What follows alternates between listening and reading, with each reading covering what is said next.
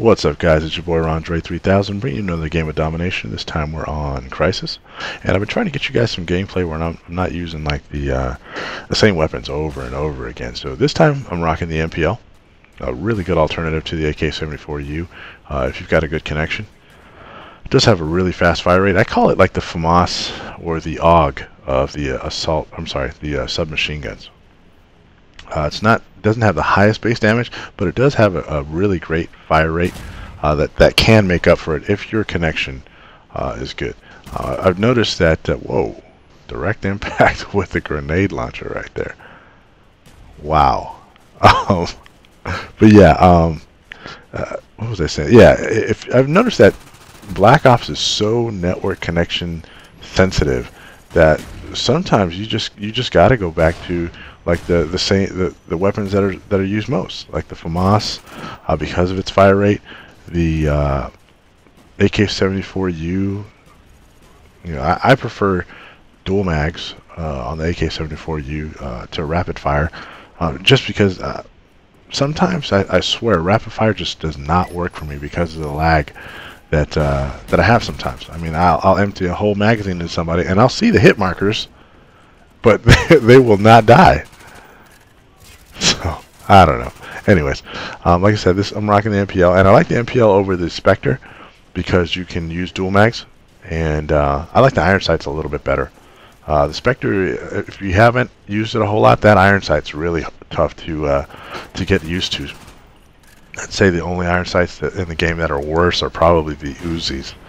I might have some gameplay with that soon too, but I don't know. That's a really tough weapon to use. You got to be on the right type of map for that, because I mean, it's like looking through a keyhole, that iron sight. But this is gameplay. Like I said, this is gameplay from a while back, and I think this was actually over the Christmas break, so it's been a while.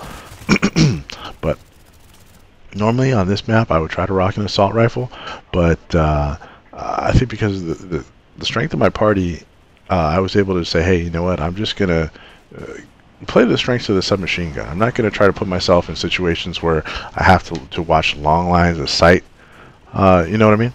So for the most part, you're seeing me running between B and C.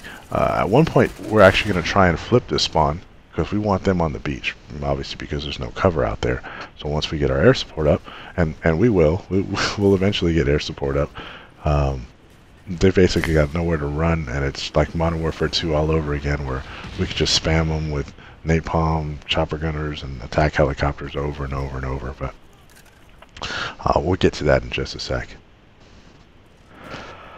So I've noticed that in Black Ops, I don't know if the Christmas noobs have left, or you know, everybody's just prestiging so I don't want to say freely or fast, but you don't see a lot of the green bars anymore.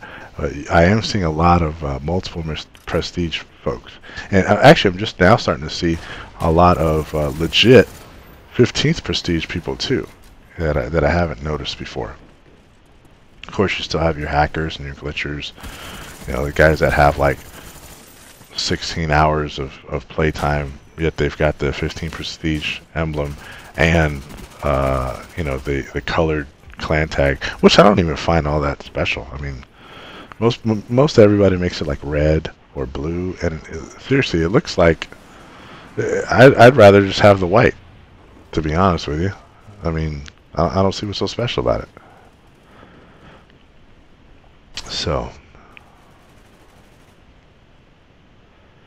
as you see, we flipped the spawns. We got them outside on the beach.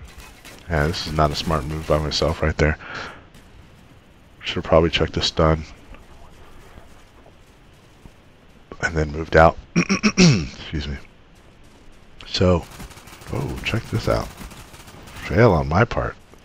Good thing a teammate was right there to finish that guy off. But, so I'm running flak jacket, sleight of hand, and tactical mask.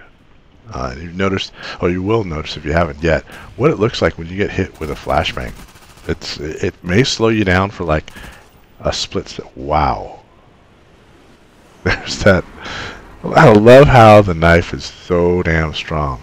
And sometimes I actually debate going back to default button layout. I'm on tactical button layout now, but oh, just missed that stick. But you know, sometimes I'm like, man, you know what? I'm losing every time I come around the corner. That's probably my issue right there. I'm sprinting around corners, and I know you should be kind of creeping, or maybe have your be aiming down sight as you come around a corner. But I don't know. Sometimes I just don't play the smartest, and I like to kind of keep it moving.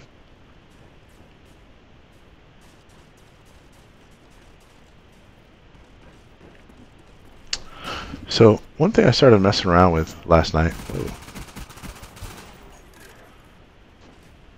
almost didn't see his name in red until the last second there. Too bad I couldn't take him out before he got my teammate. But one thing I was messing around with last night, I was looking at the Treyarch page for Call of Duty and just happened to stumble upon their audio settings page, or the page that describes what the different audio settings do.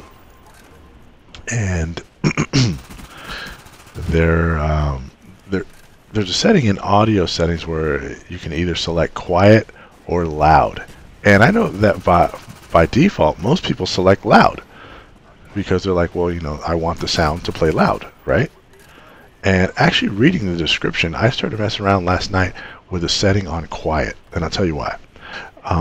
If you go to the Treyarch page that describes their audio settings, it says that if you're playing on loud, it's because...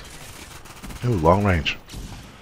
See, the MPL has very manageable recoil, and that's another mistake of running around the corner.